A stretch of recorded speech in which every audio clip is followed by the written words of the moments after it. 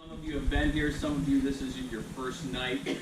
My father is the color commentary. I'm the play-by-play here, so I try to bring you up to the facts of what's going on. My father lived the story, at 98 years old. So with that, I'd like to start by answering what we've done every week. Questions have come up, and we usually don't have time at the end to answer some questions.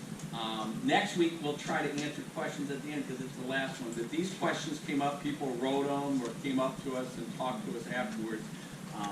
And we'll try to answer these questions. The first question somebody asked was about Betty Sharp and the White Kitchen, a little restaurant in town. You want to talk about the little restaurant next to the Northville Electric shop that you own? Thorpe. T-H-O-R-P. I don't know how it got the S-H. Oh, that. Talk to Wendy for God's sake.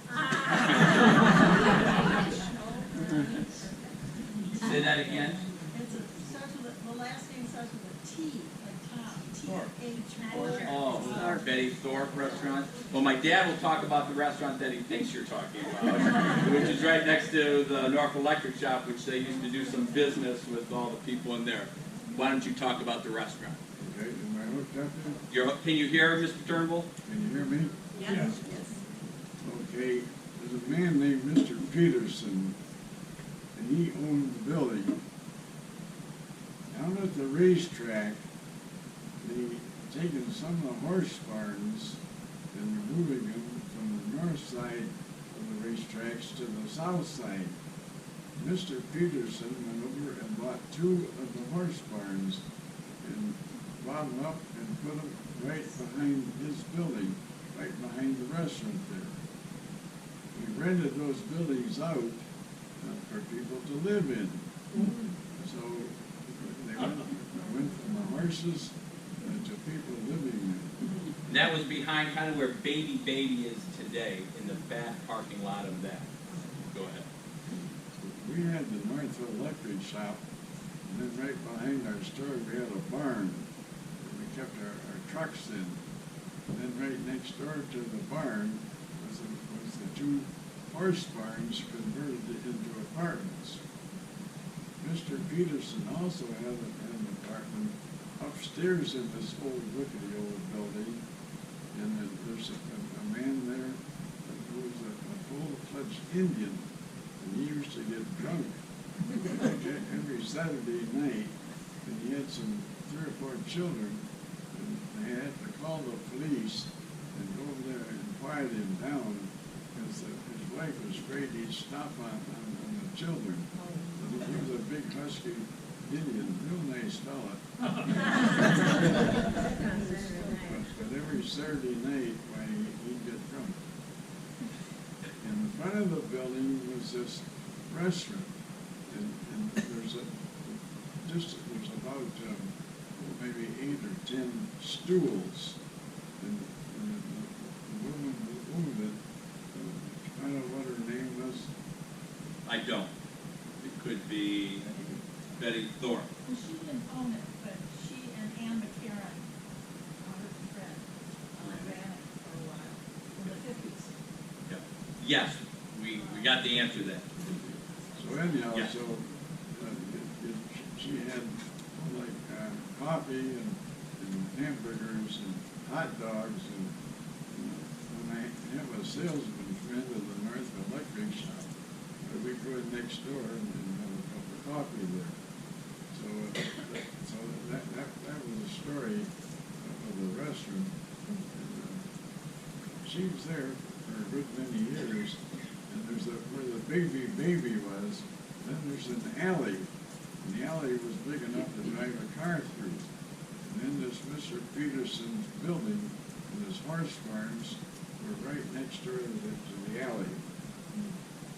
And on the other side of that building, wasn't there a little bar and everybody had their own stools in the bar with their names on it? On the other side of the building, there's a bar, and a man named Mr. Coe, C-O-E, owned it, and he had probably about 20 different stools, and each stool practically had a man's name on it. And Saturday night, every Saturday night, the man would go in there to the bar and sit down on the stool and stay there until the place closed up. And if somebody else came into the bar and went to sit down, Mr. Coe would say, "Hey, that's Mr. Smith's place." So anyhow, he also, Mr. Coe also had a son that was retarded, and he had a very retarded face. His name was Bill Coe. And so Mr. Coe had horses down at the racetrack, and his retarded son, who was probably about 40 or 50 years old, His special needs politically correct. every day he'd be down there driving the horses, to work out the horses. So Bill and I were real good friends. So Bill would come up to the Northville Electric shop, and he'd put his nose into the window and look in. And one day I had a salesman there. I said, "Oh my God, look at this. What's out there?" I said, "That's my friend Bill." He said, "Bill?" And so Bill had a retarded face, but he was my friend. An opportunistic face, yes. And he had a hobby of having a string. He'd take a little piece of string.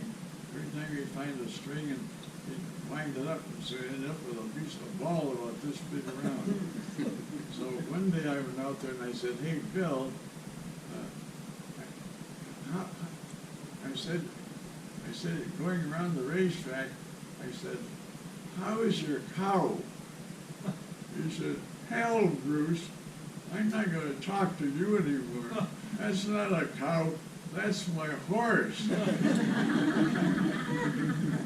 Good.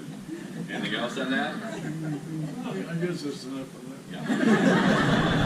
So there was a question too last week about Wheelbarrow Alley. Wheelbarrow Alley is where Hutton Street is today. This side of Ford Field over by CVS, and there's some wood shops down there. They made wheelbarrows and did other things.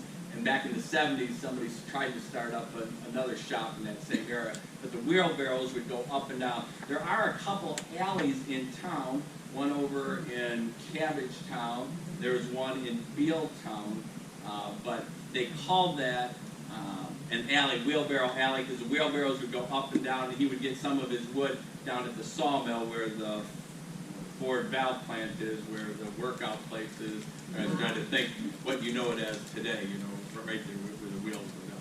But that first street up is called, whatever I just said, Hutton Street, and the wheelbarrows would go up and down. So I believe that answers somebody's question in here on that. The DC trips, we'll talk about that. They used to do that every year.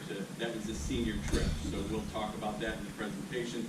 The cost of sanitariums, we talked about sanitariums, Mayberry Sanitarium, which was a public one, you know, from the city of Detroit, you know, all the people would come out, it would be subsidized. There was private ones, like on top of Buckner Hill, which was the Convalescent Center later on, but on top where Hillside is, that was a private sanitarium. Private sanitarium, you got a lot of care, and it cost a lot of money, but you could go a public one, and that was Mayberry. They had hundreds and hundreds of people. I think in the children's area, there's 400 or 500 kids. I mean, there's over 1,200 people at Mayberry Sanitarium. If you wanted the best of care, you could go to the other activities. But Buckner Hill, when I was a kid, that was still there, and all of a sudden the name eludes me usually. East Lawn, thank you. East Lawn was on top of the hill where Hillside is today, where those condos are, this side of Northville Swim Club. So that was, even when I was a kid, it was a convalescent center, it was a tuberculosis center, you know, back in the 20s. So, and it started as Buckner's Hill. Mr. Buckner was an industrialist and built a big house on top of that hill, and later on they expanded that to be a sanitarium. Okay, so that answers that question. Yes, Mr. Turnbull. On that hill, the Buckner Hill, in the summertime, it was all sand. And they used to have a motorcycle climb there.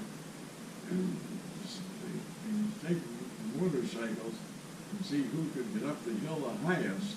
And the one who got the highest, his prize was a new tie. And we're going to talk about all three of those motorcycle places just in a little bit, and I have a picture for you on that. Hey, Brian, what about the second item? Oh, Charles Hall and Jackie Hall. If you were here last week, we showed a video of the 100th anniversary parade in downtown Northville. And on Center Street, just north of Main Street, there was a competitor to the Northville Electric shop that sold appliances. And that was the Halls, Jackie Hall and Charles Hall. They did all the wiring. They wired most of the homes between here and Howell and beyond. They had another store at the turn of the century, when everybody had knob and tube. They had all their trucks, like you said, in a barn, so they did more than sell appliances, but that was, why don't you talk about your competitor, the Halls, on Center Street? Well, Mr. Schaefer had an appliance store This will answer your question. right on North Center Street, and that was after World War II, after people could start selling and buying appliances.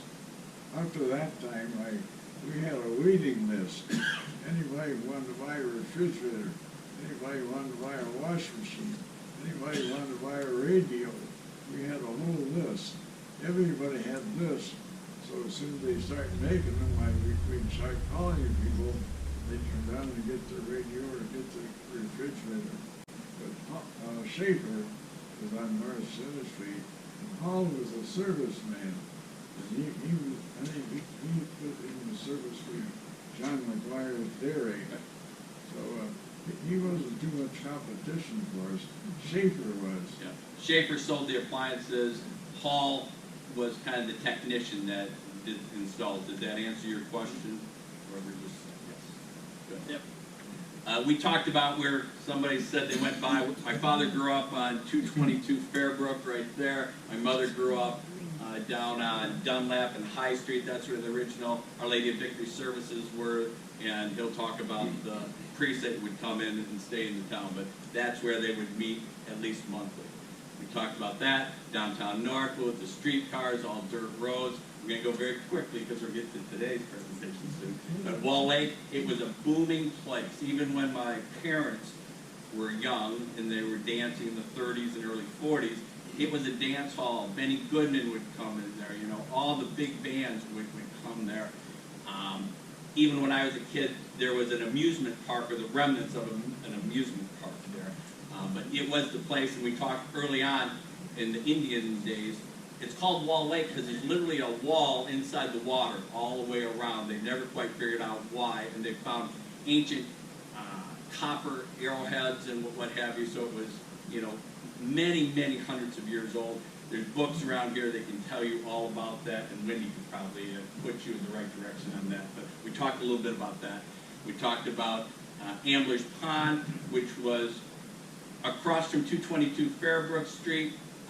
We talked about my father would go out on a canoe.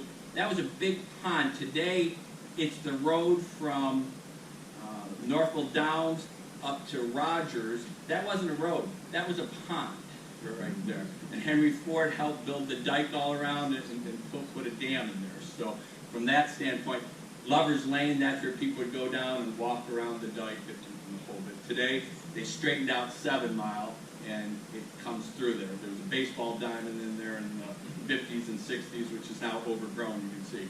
But we talked about that. We'll talk a little bit about next week Henry Ford in this area. Talked about different homes. Again, East Lawn, that I couldn't remember. I had a senior moment here. East Lawn on top of Buckner Hill, which is up there by Hillside today, the old high school. The home, the old Chase home on 8 Mile and Griswold. Griswold. It's had different owners, but it's still there today. It's one of the prominent homes. Mills, talked about mills. Every town had to have a mill because you had to crush up the grain to be used. You had to use that mill as a co-op for different people. And some mills were sawmills too, and some were both grist mills and sawmills. Every major town, we talked about the town, Northville, the North Village in this big township, how it got named. There was other towns almost as big. Where Meads Mill is, that town was almost as big as Northville, and there's still remnants, and there's a cemetery. I talked to somebody. Why didn't that town survive? No church. No church.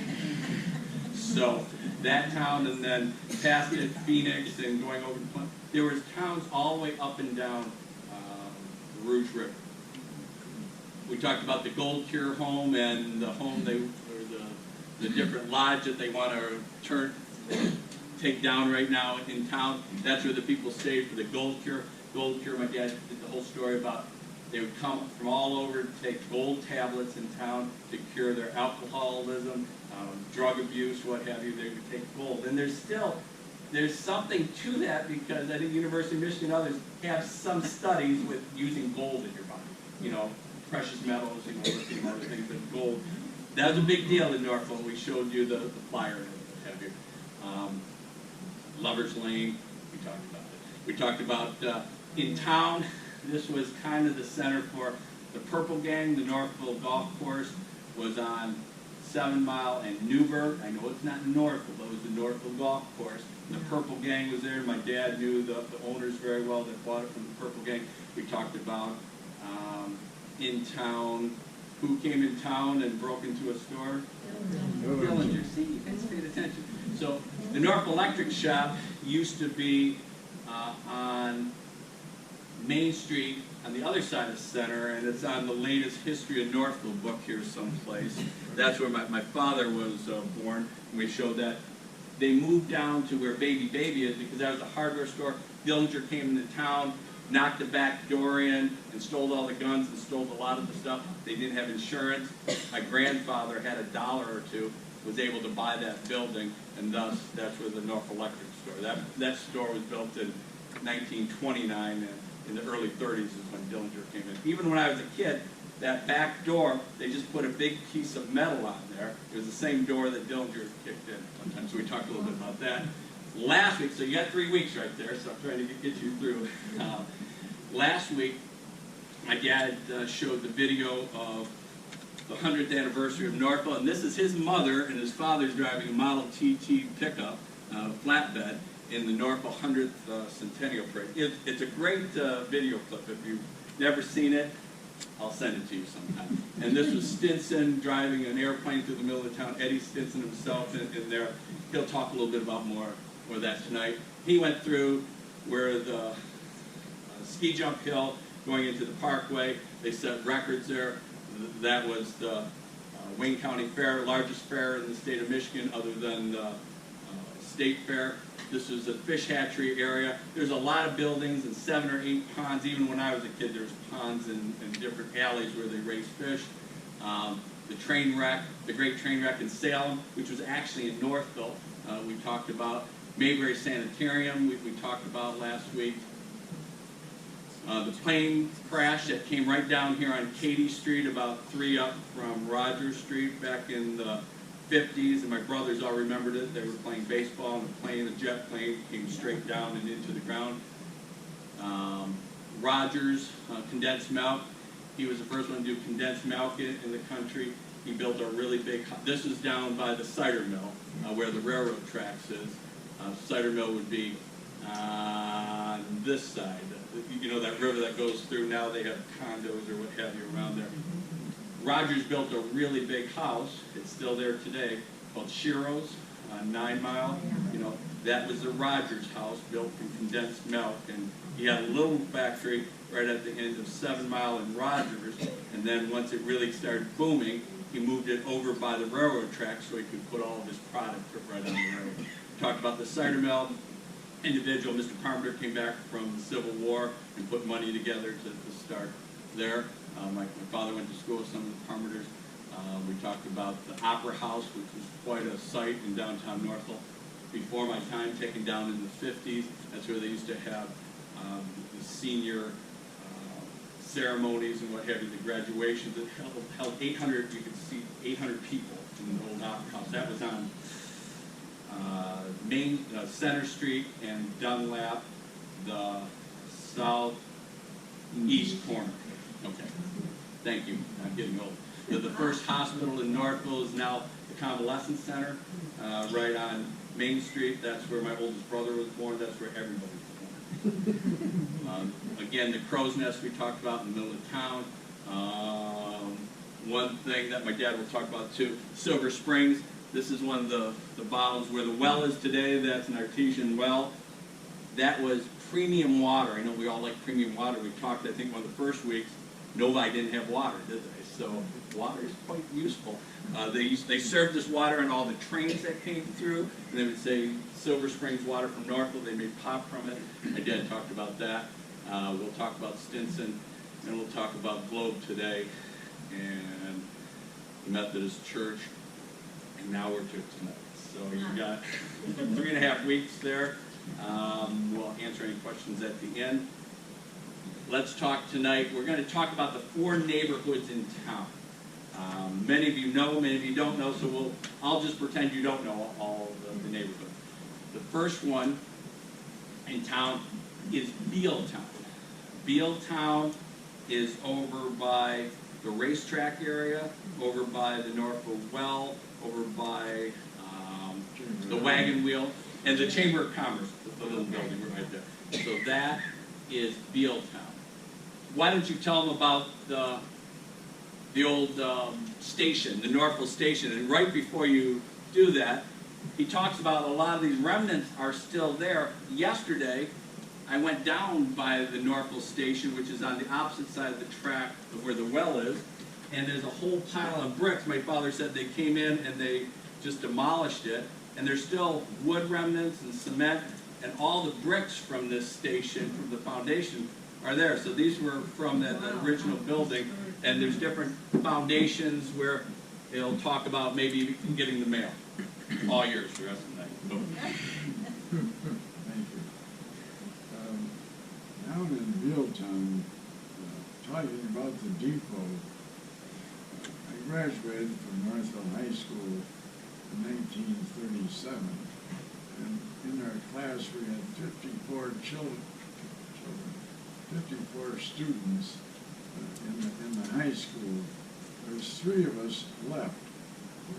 Carl Stephen lives up Clement, and he's a little older than I am, because he graduated when he was 18 years old.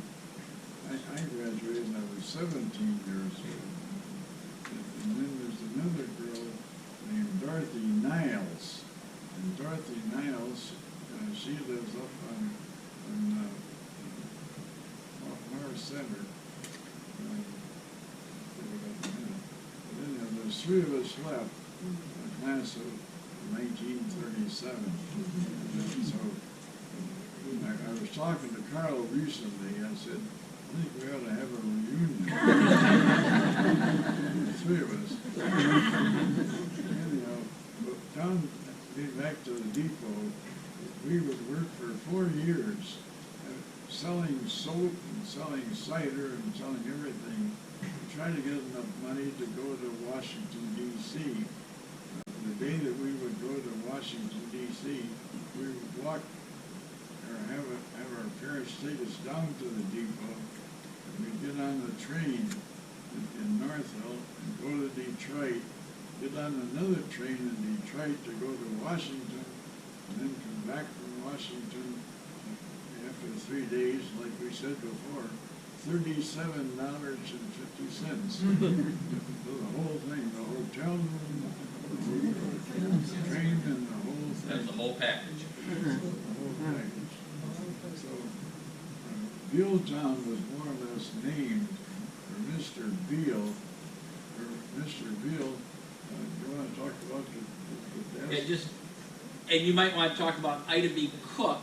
That was your class sponsor.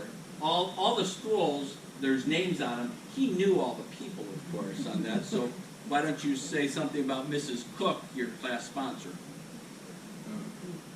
Mrs. Ida B. Cook was a former girls basketball coach. Later on, she was a teacher in Northville.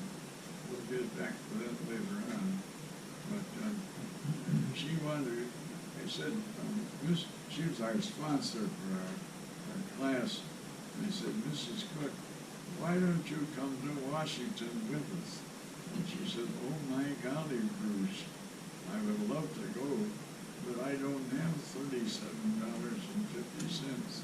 So we took up a collection, and we took her for free. She went for free. We paid for it. And he was the class president of class of 36. My mother, his wife, Rita Turnbull, was the valedictorian of 36. He was 37. So he was the president. She was the salutatorian or the valedictorian. Salutatorian of that class. So they grew up together. It was actually sweet. So with the next slide, which my father said, this is the Globe Furniture I got Factory. one more story. Bill. About the Globe? We're still on Beale. You're going to talk about Globe, but go right ahead. During the fair, they had in the paper, it said if anybody wanted to get married during the fair, we give them a brand new automobile, a brand new Ford car. There's a man named Mr. Starr. He's a little short fella, and he made arrangements to marry this girl, and she was a tall one. So during the fair on Saturday night, they got married up on the stage with all the chorus girls behind them with pink feathers, and they had them all up. And so the minister came up there, and in the background was all these chorus girls with their beautiful pink feathers. And so they got in the car, and for their honeymoon, they had a new log cabin down in Bealtown. And it's still there today, right on River Street, which comes from where Good Time Party Store area is, and the ice cream, down that's the log cabin he's referring to. The log cabin is still there today. Don Starr and his wife moved into that new log cabin down there in Bealtown. Yeah, we're talking the racetrack because that's in Bealtown. This is the Bealtown area. But Okay. all those little houses down there in that part of Northville were people that worked at the Globe Furniture Factory, where they made furniture, they made desks, they made Yep, you're going to tell them all about the Globe Furniture Factory. There are very few of these left. This is the Globe Furniture Factory. It employed 400 to 500 people, which was a big deal. They came from all around, and a lot of the people, I think one shift I read one time was 325 people. That's a lot of people. They did all the church furniture, they did desks all around the country. This is a Globe Furniture desk from the turn of the century. You can see this is like a big globe if you come up here later on, built in Northville, Michigan. You can tell them all about the Globe Furniture Factory. They also made wonderful, wonderful furniture, all types of furniture, and that was their main deal, besides making desks and shipping them all over the country. And so they had a big fire, and the place burnt down. I can't remember what year it was, but I went down and saw the fire, and it was so hot. We were standing on the other side of the railroad track, and just peeking over the top, and the heat was so much that we could hardly stand it. But right down there by the wagon, the wagon wheel? Yes. The wagon wheel restroom, that also used to be a hotel. When the Catholic priest would come into Northville by train, sometimes he would get off the train and then go into the wagon wheel building and spend the night there, and then he'd go either up to my in-laws for Mass, or he never went up to Our Lady of Victory on Thayer Boulevard, because that was later on. In the early days, the priest used to stay in that building overnight. And why would there be a little hotel there? because everything was happening there. The train station was right across the street. The trolleys would come right by there. So that was a happening place, and the factories were behind, so people could come work at the factory, take the trolleys in. Trolleys went 50, 55 miles an hour. You could make it down to Detroit, my father says, who used to drive the trolleys or be on the trolleys, within an hour. I mean, it's kind of hard some days to make it down there now. Yes, sir. In the depot there, they also had telegrams there. People would send a telegram, and they would send it into there. And I was one of the boys with my little bicycle, and I'd take the telegram and I would deliver it around in Northville. And like I was saying before, I'd go up and I'd say, oh, in the summertime, oh, it's awfully hot. It's awfully hot. So sometimes I'd get a dime for a tip. Working for a tip. How about Eddie Stinson? You've heard, and there's been presentations. He could go on for a while because he knew Eddie Stinson, lived at the end of our street. But Eddie Stinson built aircrafts right in that same area, right next to where the Globe Furniture Factory was, down in Bealtown. Next to, even though they have a big poster up that says Eddie Stinson, that's not where they built the airplanes. It was a building next to it there. But why don't you talk about Mr. Stinson, Eddie Stinson? Yeah, Mr. Stinson, that was where he made the airplanes right there. Well, he had a whole crew of people making them. Eddie Stinson was a marvelous pilot. So he'd make the airplanes there, and then they would take them up Katy Street without the wing on them, and take them all the way out toward the Northville Airport, which was on the corner of 6 Mile Road and Beck Road. And then he would get in the planes, put the wings on, and then he would try them out, and if they flew well, and then he would sell them. Like we said before, if you want to see a Stinson airplane, go down to the Greenfield Village. They got one hanging in the ceiling there, and it's painted yellow. It says right on it, Stinson airplane. And the Stinson airplane was a great plane, and that was the factories where they made it, excuse me. But from there, they moved to Wayne, right on an airport. So they're making so many airplanes, they couldn't make them up fast enough here in Northville. So they went to Wayne from Northville. If you want more information, there's a lot of information here, but envision, they were the Piper Cub. They bought the company. They were the first modern, electric start, single wing airplane, modern heat, and amenities inside. They were built here in the 1920s in Northville, and then they got too big for themselves. Again, why would they come out to Northville? A lot of stuff going on. You got the train station. You had 7 Mile, one of the first paved roads, all the way out here. You had the trolleys, so you could get people in and out. So yeah, Eddie Stinson also lived right on Thayer Boulevard at the end of where Eaton Drive is. So my father knew him there. Also, yes, sir. When he died, and we talked about that, he was flying to Chicago, and his airplane ran out of gas. So he went to land, and he was going to land on a golf course, and he didn't see it, but there's a flagpole there with an American flag on it, and he hit that American flag and killed himself accidentally. He was not only a manufacturer, he was quite the pilot. He set international endurance time behind the wheel and all this. He set different records, flying planes all around. So he was quite a pilot and a stunt pilot before he became a manufacturer of airplanes. Anything about the Northville Well? The Northville Well has been flowing since the 20s. Years later, it quit running, and so the Rotary Club in Northville took, and before that, people would come in Northville and say, "What happened to the well? What happened to the well?" And so the mayor, he got tired of that, so he said, "Hey, hook up that well to the city of Detroit water." So they said, "Well, that's really not right." He said, "Well, we're getting all these phone calls. So people would come from Detroit to Northville to get a jug of Detroit water. Come back to Detroit, they drink and say, oh, this wonderful Silver Springs water is great.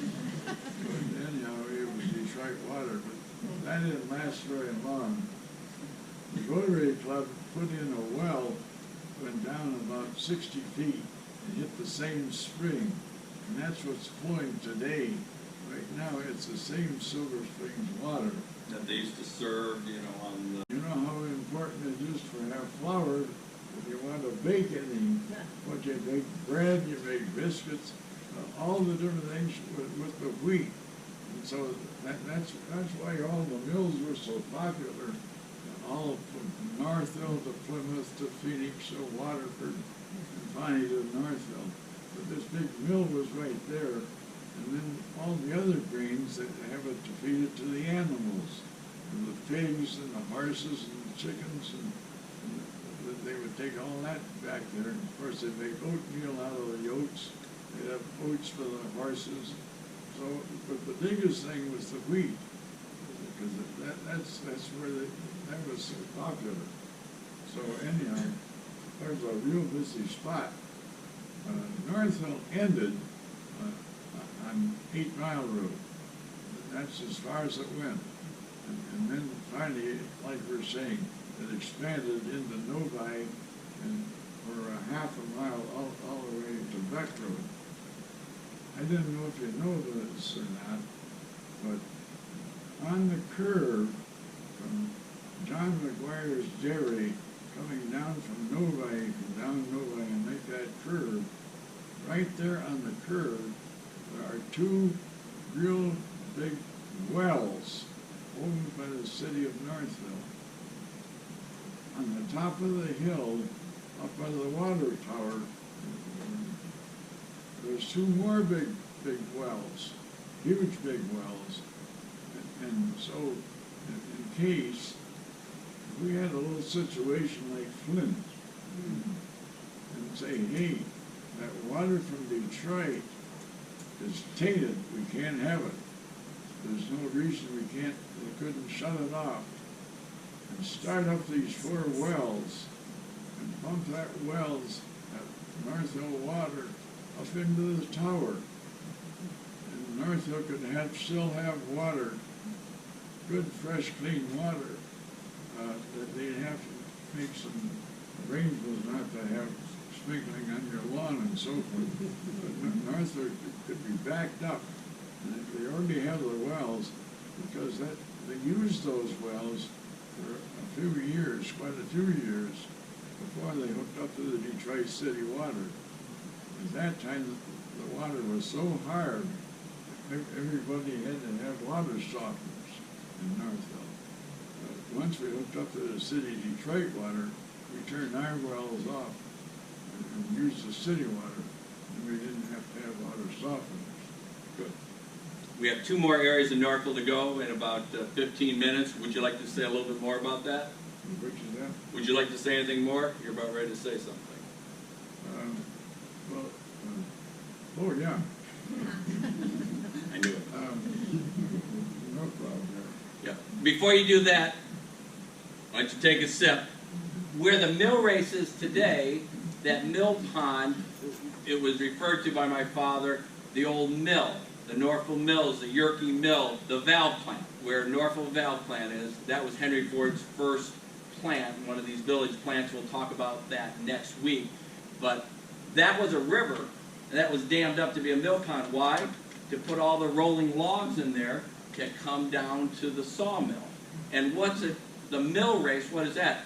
That's the race of the water going from a pipe from that pond, from this, down to this, down to about that, that drives the wheel that goes around, that cuts, or that puts that grain into the flour.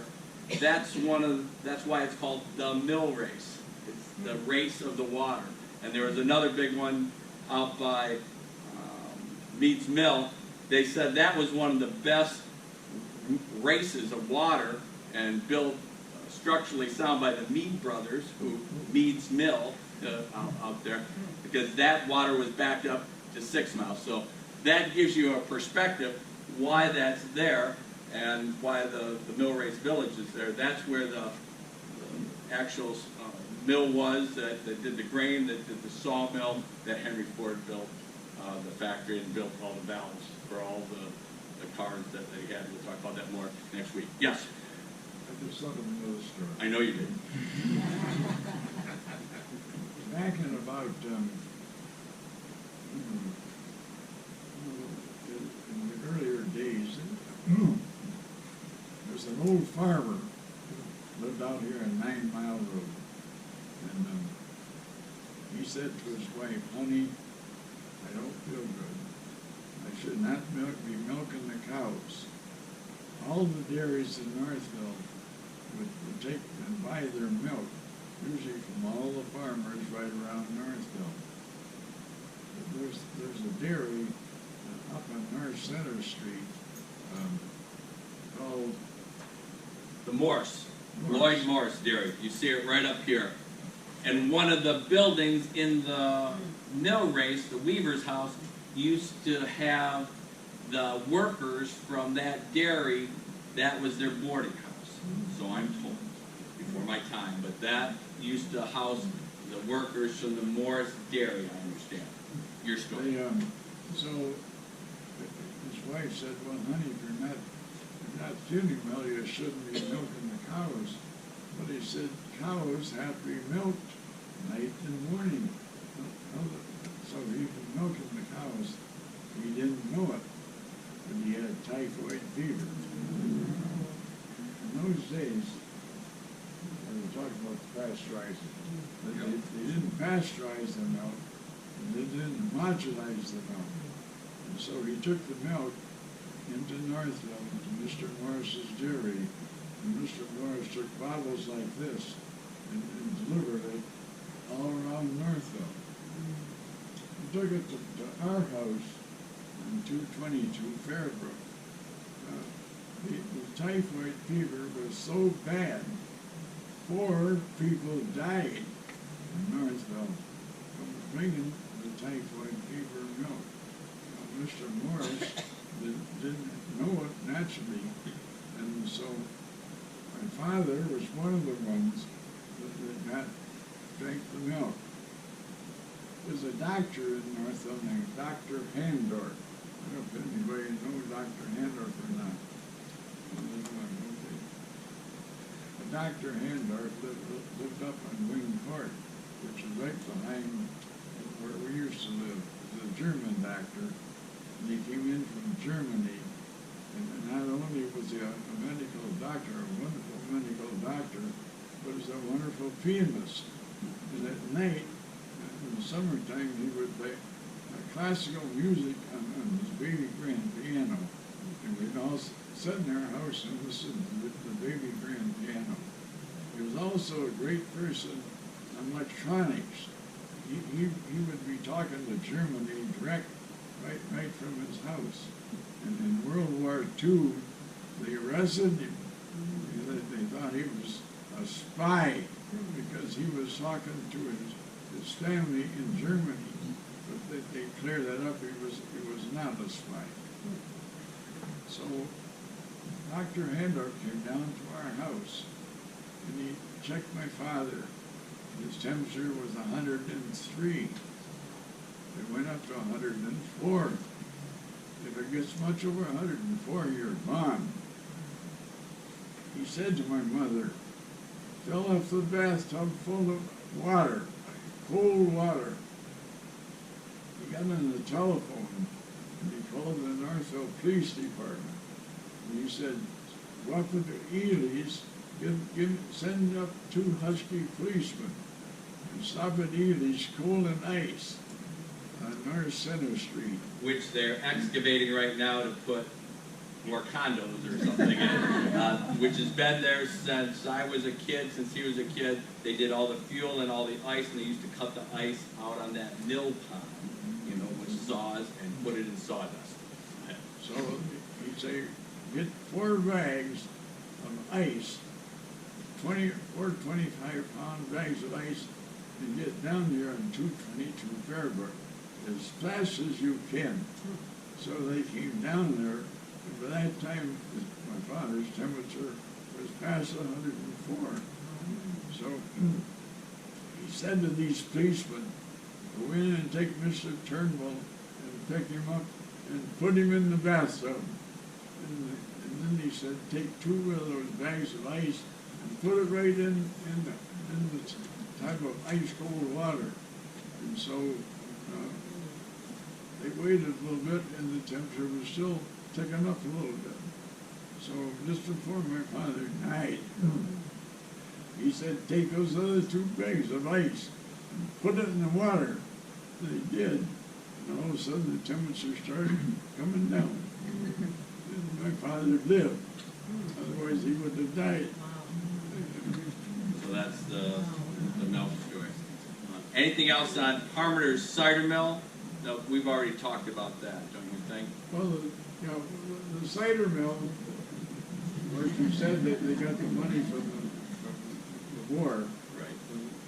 But that building burnt down. That's not the original building. That is correct. That was there from the war. They replaced it. Right. So it's a second one there now. We talked in some detail about the cider mill before. Why don't you talk about 8 Mile, the baseline road? We're baseline road, 8 Mile, and why it's the baseline, how they did I think we talked on that before, but you wanted to say it. Baseline, well, we'll back up a little bit. Michigan became a state in 1837. As soon as the state became, this was a territory before that. Before it soon became a state, by then the federal surveyors came all the way from Lake St. Clair all the way to Lake Michigan, right through Northville with a base line. And that was a base line.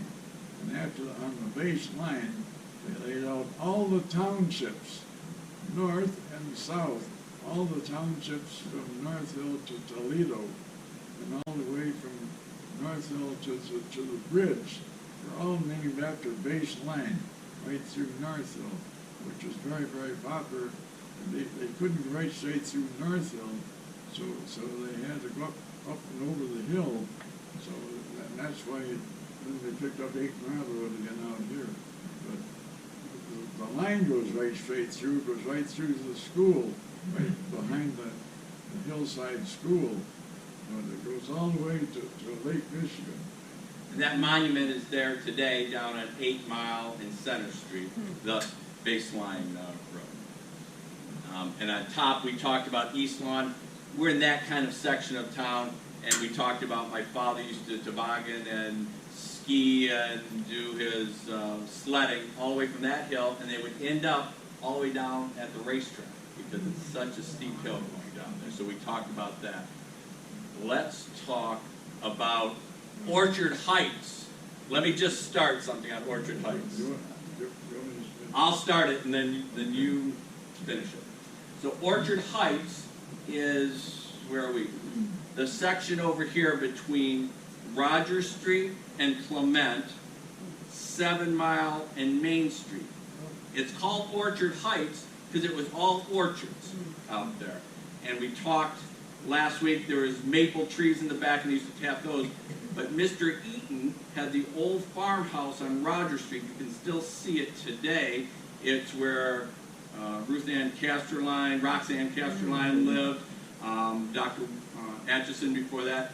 It's a big stone house. All the stones from where they tilled them up in the land, it's right on Rogers Street. That was the farmhouse for that whole area. Later on, they built a small house 1 street over on their land, and they made that street Eaton Drive. And Kathy, I know you almost. Hang on.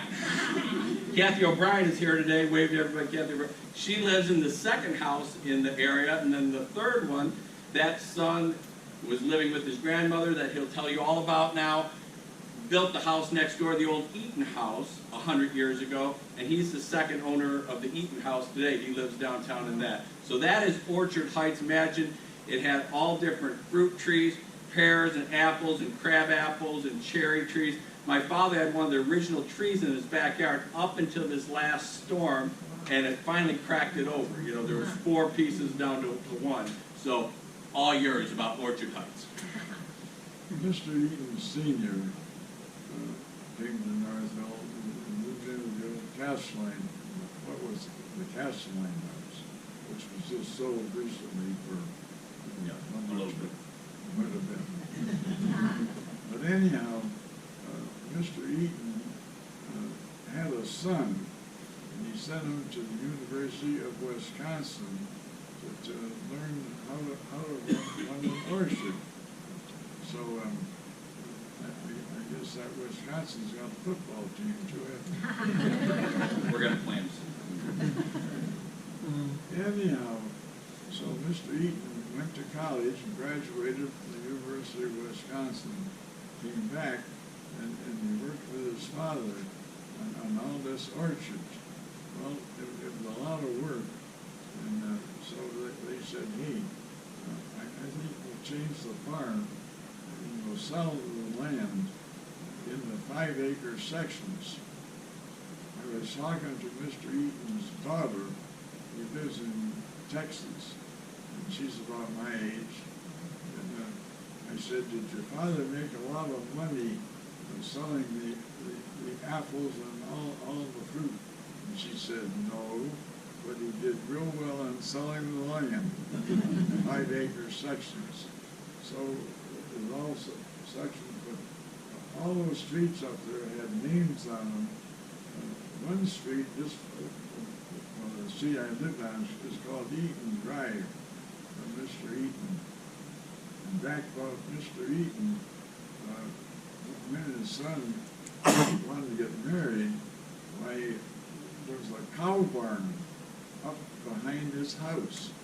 So they took the cow barn down, and they built Kathy's house, which she's living in right now, out of the cow barn.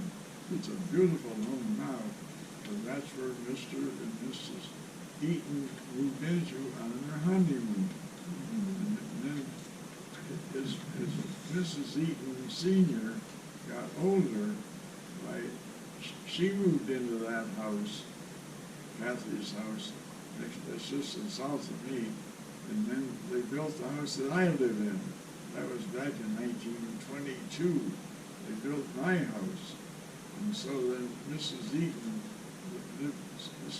Sr. lived in the house next door. It was painted brown. And so then when she got older, she moved into my house, the Eaton house. And then it's been sold, it's been rented a few times. And that's where my neighbor, my wonderful neighbor, lives right there now. But one quick story, one of the people that bought it was named Joe Plunkett. And Mr. Eaton said, Bruce, I'm going to take a trip around the world in a tramp steamer with my wife. We'd be gone 6 months to a year. And there's a beautiful apple tree between you and Mr. Plunkett. Will you kind of watch it, and when the apples come out, go over there and gather them up. I said, well, Lee, I said, that's not on my property, that's on Mr. Plunkett's property. The other, he said, the tree is on a hill. And when the apples start to run, they'll come the hill, they'll roll right back onto your property.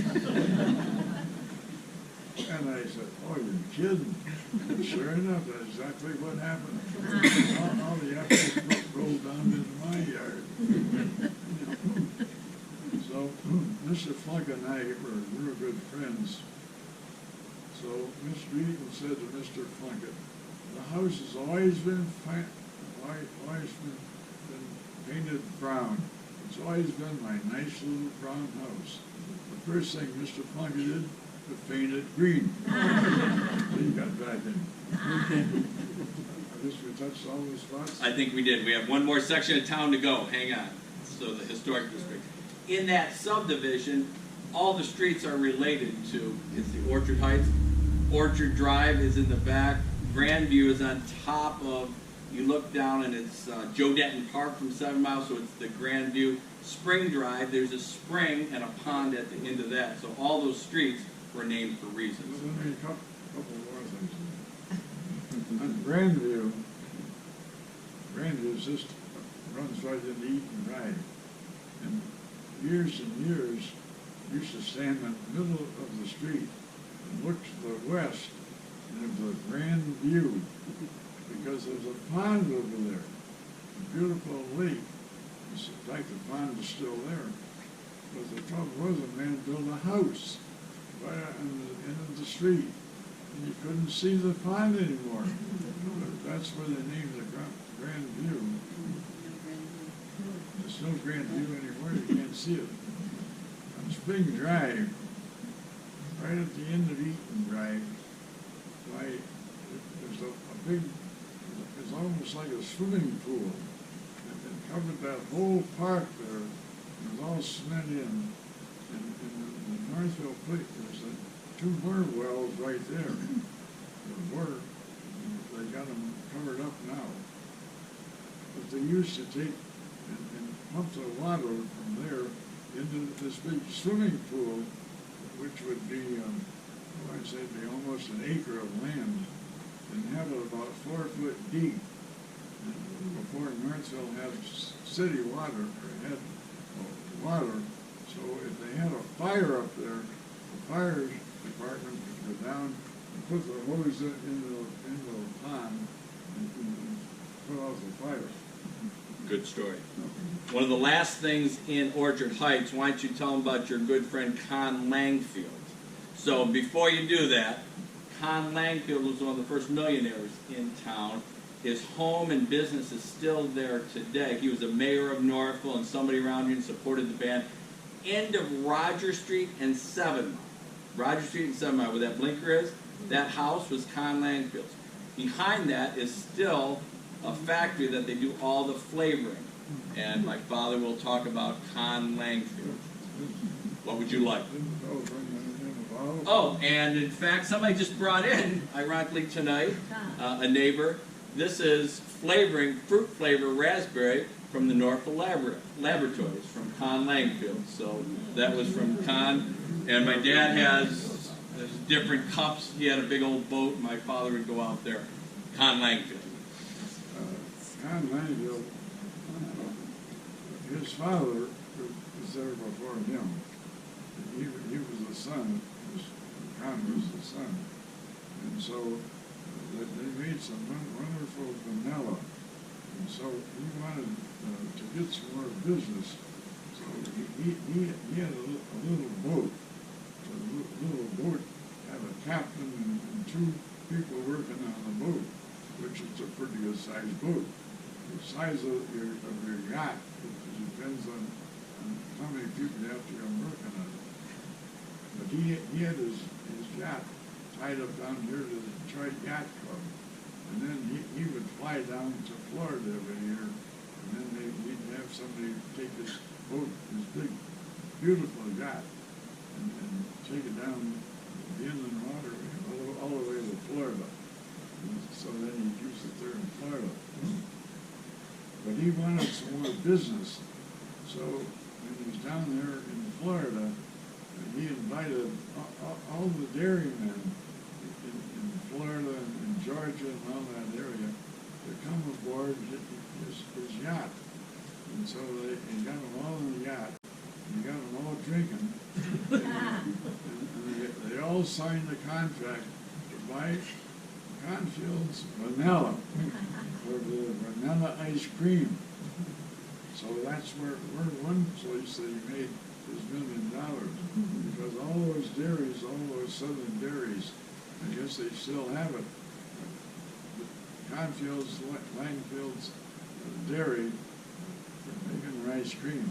And that was his claim to fame, the vanilla bean. He had contracts bringing in vanilla, and he did vanilla flavoring for just about everybody in the country. That was Con Langfield. Anything else you want to say about Con Langfield? Yeah. I know.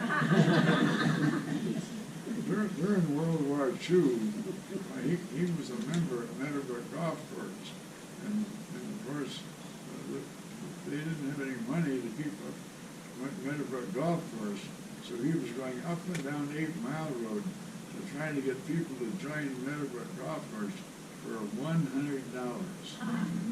Now, to join Meadowbrook Golf Course, I would say 25,000. I think all of that. 25,000. But him going up and down the road kept Meadowbrook Golf Course going, and it's still, of course, still going right now. One quick story. Later on, he was the president of Meadowbrook Golf Course too. But later on, he said, "Hey, we got to have a band in the Northville High School." And they said, "We don't have any money to have a band." He said, "I'll pay for it."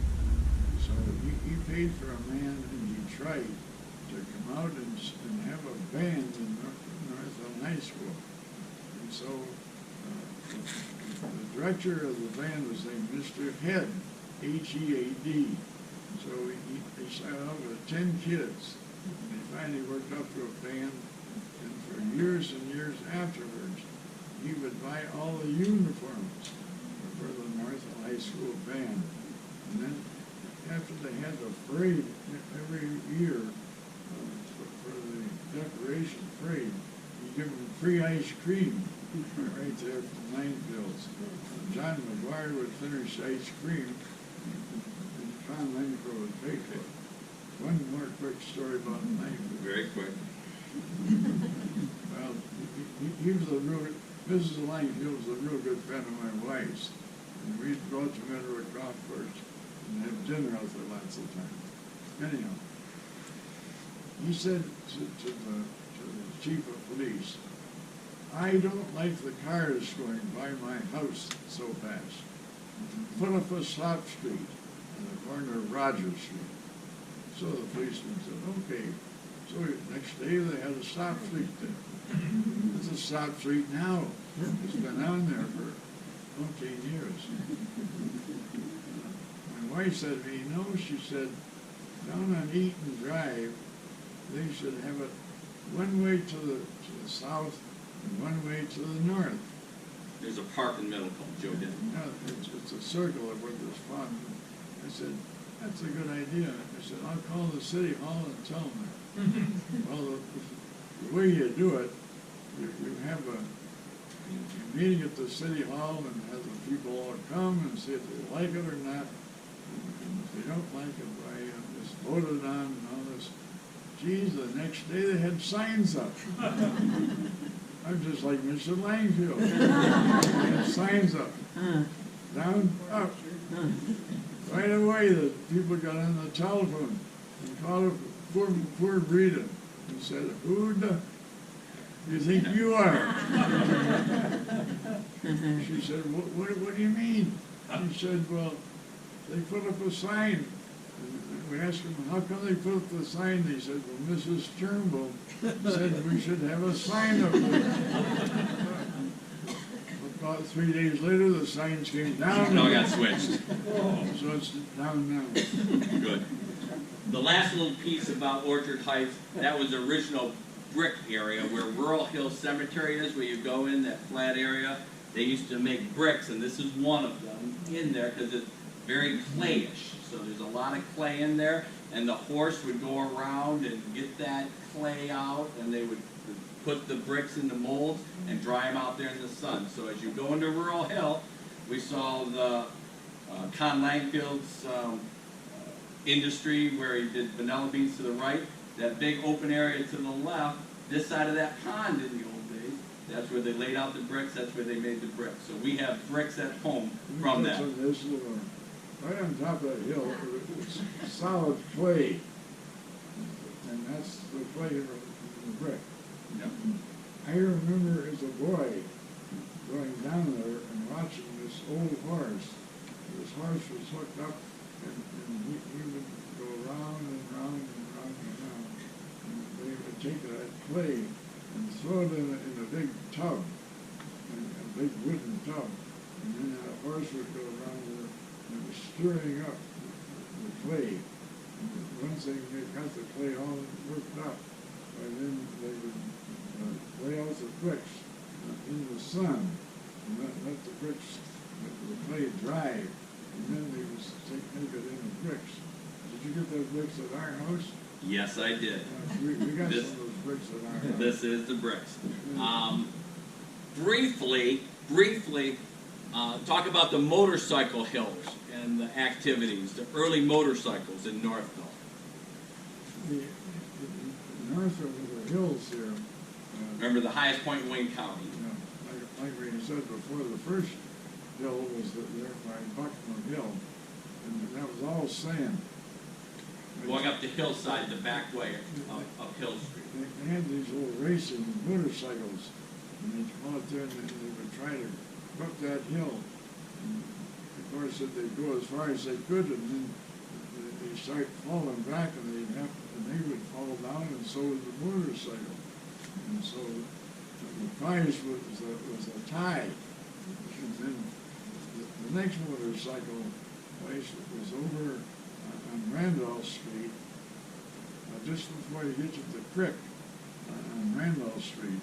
And a fellow named George Miller, he had a garage up there, it was right behind his garage. And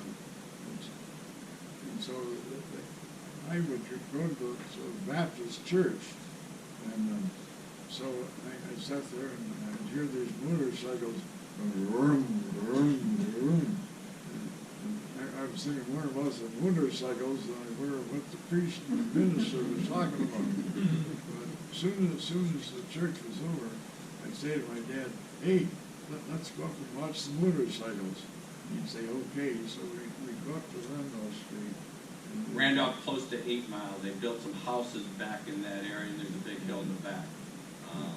John Jameson has a house that's in the back. That hill goes up. So there's 3 houses on the south side of the road. On Randolph Street, there's $1 million log cabin there. On the north side of Randolph Street, right on the south side. Across the way. And that's where the motorcycle plant. Good. The last area in town, I appreciate your patience tonight. We have a lot of stories here. The last area is the historic area in town. And just one thing we mentioned earlier, down Dunlap Street, it was in the Northville records in the later 1800s and mid-1800s. They used to have horse races, imagine, from around Center Street all the way down Dunlap, almost to Rogers. Straight ahead, you know, not horse and buggy, horse races a whole bit. Because all the roads were dirt, so they would keep that up, and a lot of the men would, and women would have some betting and what have you, but there was a lot of controversy in different papers back then. But horse races, right down the street, houses out on either side back then. Yes, sir. You have time for just a little bit more? Absolutely. It depends on what. When I was in high school, or a little bit before high school, probably around 14 years of age, if you wanted to go hunting, I lived on 222 Fairbrook. All we do is take our shotgun and put a shot in it and walk across the street and start to hunt. And we would hunt up around the cemetery, and then we'd hunt up around Beck Road, and we'd go up around the creek. And that whole area was our hunting area. Up where Orchard Heights is today, that was pretty good hunting. So I understand.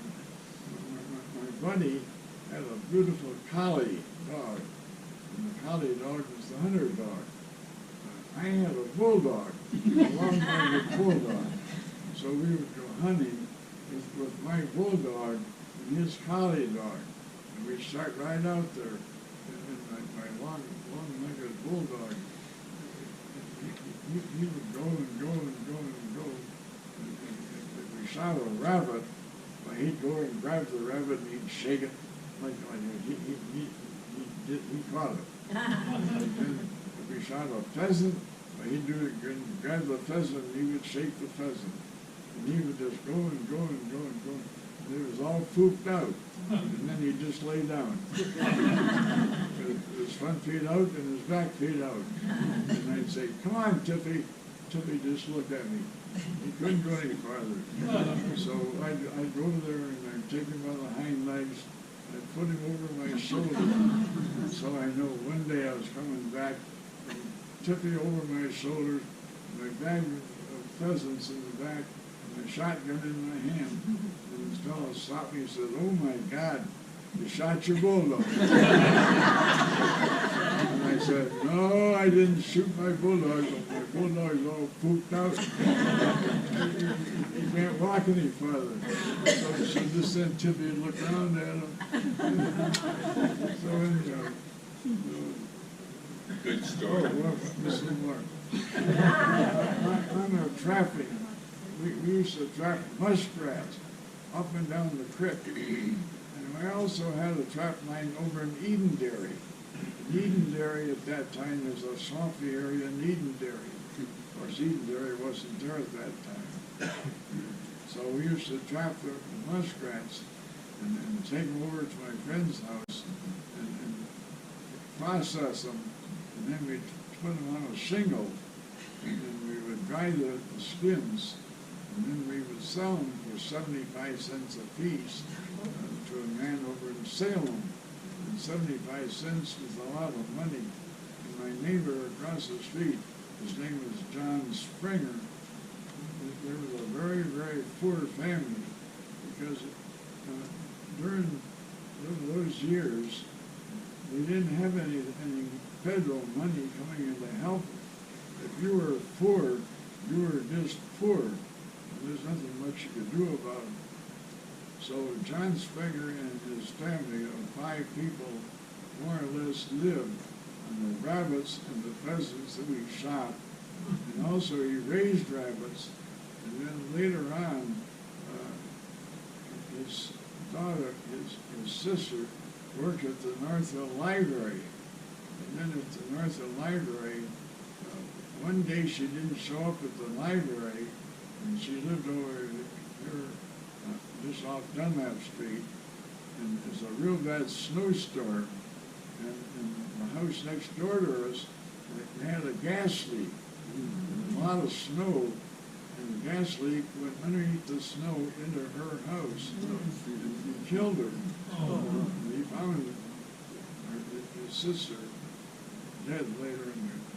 But the only, just 1 minute, this one thing that saved him, the President of the United States came up with the CCC camps up in northern Michigan to plant trees. And John got a job going up in northern Michigan and planting trees. And they had to send home like $25 or $30 a month. And that's what that family lived on. And Roosevelt, the first Roosevelt, was the one that up with the CCC camps. And there's a CCC camp museum up by the Gaylord railing area. So if you're going up 75, it's worth it stopping there sometime. If you're up in northern Michigan, you'll just see acres and acres and acres of trees. All those trees, all these big lines of trees, they planted a great deal. And they were planted by the CCC camps. Right. Good. We have one more week. I will talk about some of the homes in town next week because we have some guest speakers that want to talk about. We have very famous people that were on the nightly news this past week, and we're going to talk a little bit about the Sears homes. I'm going to give them the floor. There are Sears homes in Northville, and Wendy and her husband, Andrew, they live in a Sears home in Novi. I'm very proud of it. There's some Sears homes at the very end of Dunlap Street. I think they just raised one up off the foundation and put it back on. There's 2 or 3 at the end there. Remember, Dunlap Street started from Center Street and went down to Roger Street. So the last homes on Dunlap, are towards Roger Street. But there are different homes in Northville, and we have Wendy and her husband Andrew that can talk to us a little bit about some of the Sears homes which came on a big rail car, and they put all that wood together and made a house out of it. So one rail car was a Sears home. It's all yours, Wendy. Wendy and Andrew, give them a hand. And Andrew just got elected again to some office in the city of Novi, city council in Novi. Yes, Brian pressured me to do this, so I agreed because they're my bosses for 5 weeks. So last Sunday night, I don't know how many of you watched nightly news or maybe saw us on there. I know. So NBC said, we want to come to your house and see it because it's a Sears house. Okay. So they came and they filmed the house and us in it asking us some questions. And we're in Novi. That is her house. And they are going to tear this up. So ours is a Sears Hamilton, built in 1926, and you could have purchased it for $2,199. $2,100 for a house. Sort of deal. Or get a mortgage from Sears. They would actually finance the houses, and the mortgage for our house was $15 a month. And here it is currently. And our original owners that built the house themselves chose the design to be reversed, so that all the windows will be on this side to take advantage of the sunlight. So, side to side. And so we're at basically 10 and Taft. We're on Taft.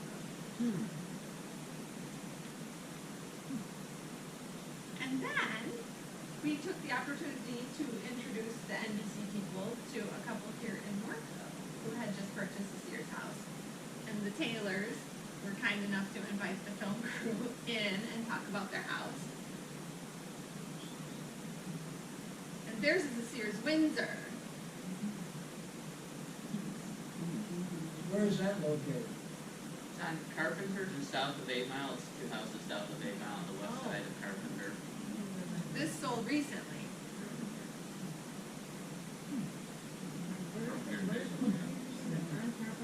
Just south of, I'm sorry, did I say baseline? Just south of 8 Mile. So the 8 Mile where it curves and goes through the Oakwood subdivision, there are 2 houses south of 8 Mile on Carpenter. You can stand on their front steps and see the traffic.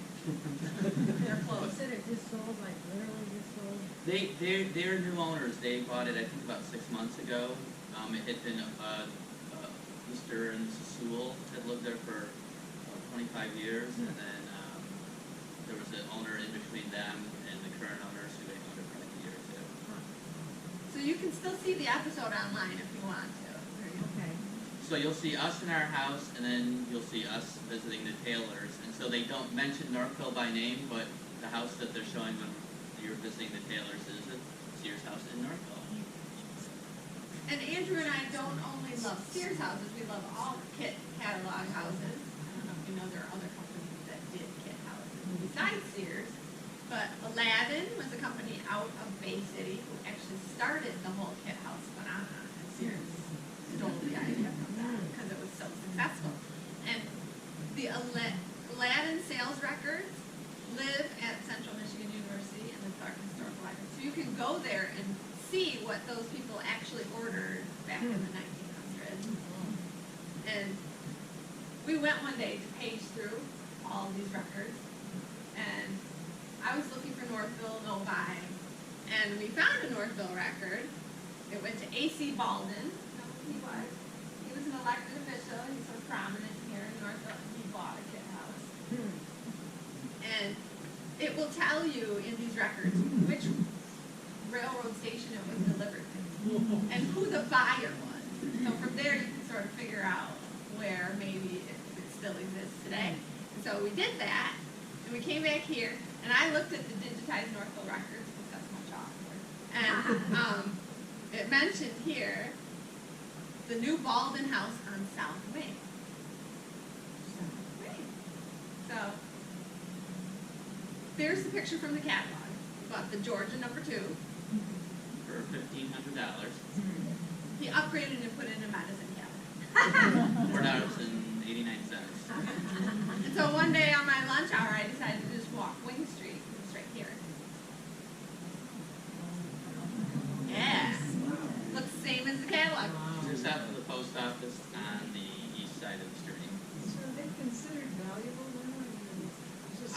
say so.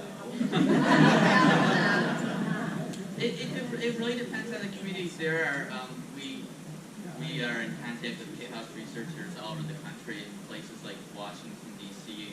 or around New York City. Those will sell for $1 to $15 million. Of course, everything in Washington, D.C. sells for like $1 to $2 million. But the ones that are well maintained, the craftsmanship and the materials in those houses, if they've been kept up over the years, they're just, you can't match that. So, but you can see this one obviously is a perfect match for. It didn't used to be. It used to be white. But the owners at that time didn't know what they had, and they wanted to paint it back like it's original. So that's pretty spot on. And then there's Sears Mitchell on Grace Street, and we did meet the owners 2 years ago. They don't own it anymore. And I freaked out because there was a realtor listing, and it showed a new modern home design on this. Your opportunity to build on beautiful Grace Street. So I called the realtor and I said, but there's already a house there. You can choose. You either buy the lot and we'll do a custom home for you, or you could buy this. You still buy it, still No. Only if they're already built, existing in the world, then you can buy them. And this is the Oakwood subdivision, so that area north of 8 Mile that Bruce mentioned, where Northville grew into Novi Township, and there's 5 Sears houses in that neighborhood, all built like between 1926 to 1930. Oh, we didn't know if it was a Sears house when we first were talking about it, but the owners then came to us and showed us blueprints from Sears. So now we knew that was a Sears house. Yes, the actual blueprint for the house. So here's a map of the various locations. And we don't actually have all 5 that are north of Baseline, but there's a couple more up in that area. And then there's another Sears house down here on River Street. And then the house on Wing Street that Wendy showed you, that's from Aladdin. And then there's another Aladdin house, the Patel house, which one is that? That's on Eaton. And so there's a couple more. And then there was another house just off, I think it's on Fairbrook.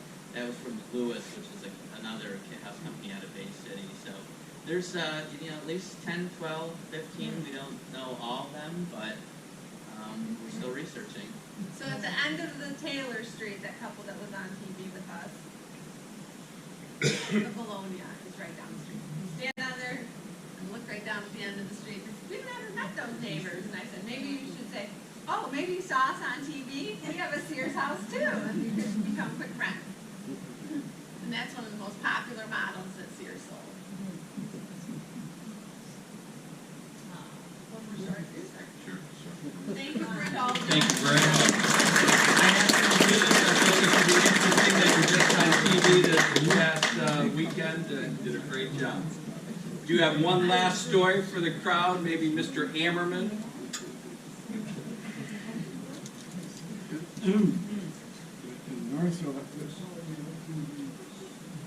Northville school system, when I was in the 6th grade, the school was on West Street. In the early days, West Street went right straight through south of Main Street, all the way down to Katy. So one day, on the bulletin board in our school,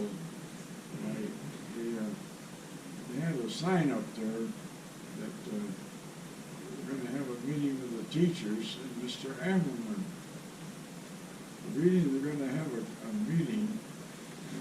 The fire marshal came by, and these old schools were high and had 6-foot windows in them. And so they said upstairs in the old school, the grade school, that they had a fire. They couldn't get out quick enough. They couldn't come down the stairways. So somebody would get killed, would die from being burned. So you got to do something about it.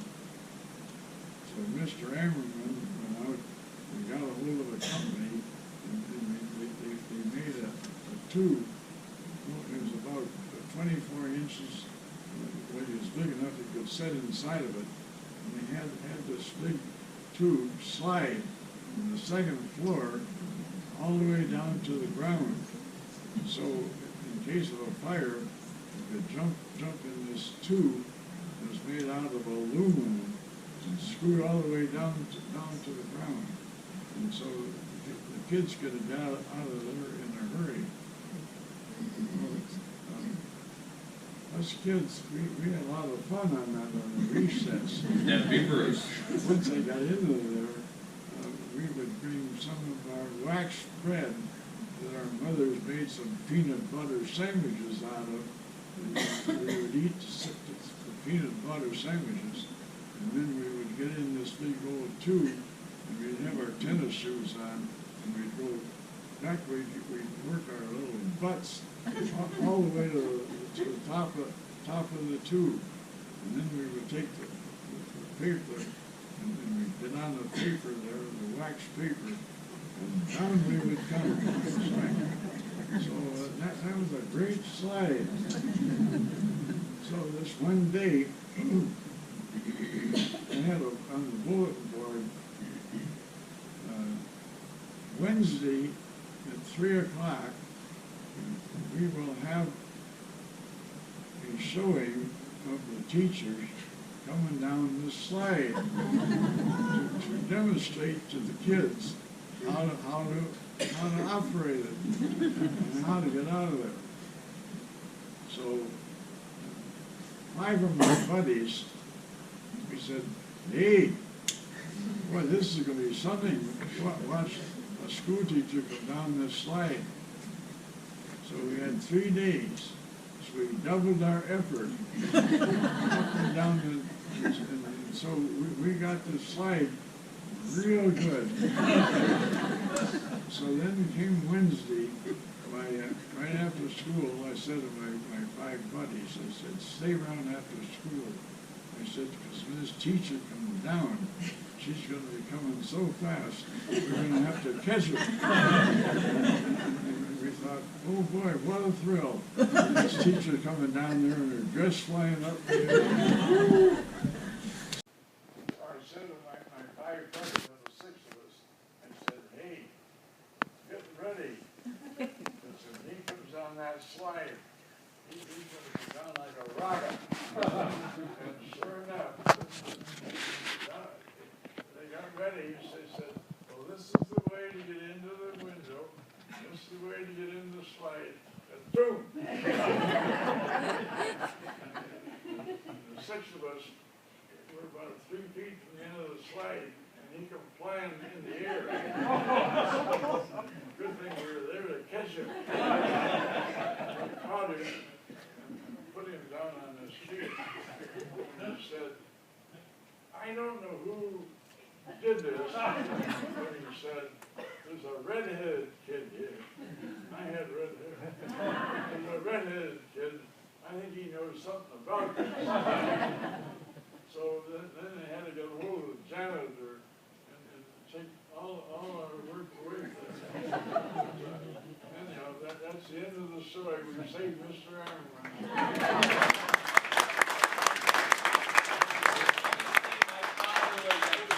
Character around Northville even then. Well, one more quick Oh, I know. It's the same one that greased those tracks like the trolley kid. One more quick story. Okay, a quick one.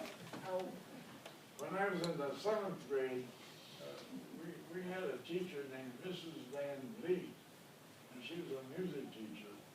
And so she was going across the yard there into the high school. And so I saw her and I said, good morning, Mrs. Flannel Feet. And I figured I could run into the school and run into the classroom before she got up there. Well, she must have been on the track team. She went up the steps one way and I went up the other way, and she came down and she said, Bruce, what did you call me? I said, I was just calling you Mrs. think so. Sound like flannel feet to me. Oh, no, Mrs. I wouldn't do that. Anyhow, that's the one time I was a bad boy.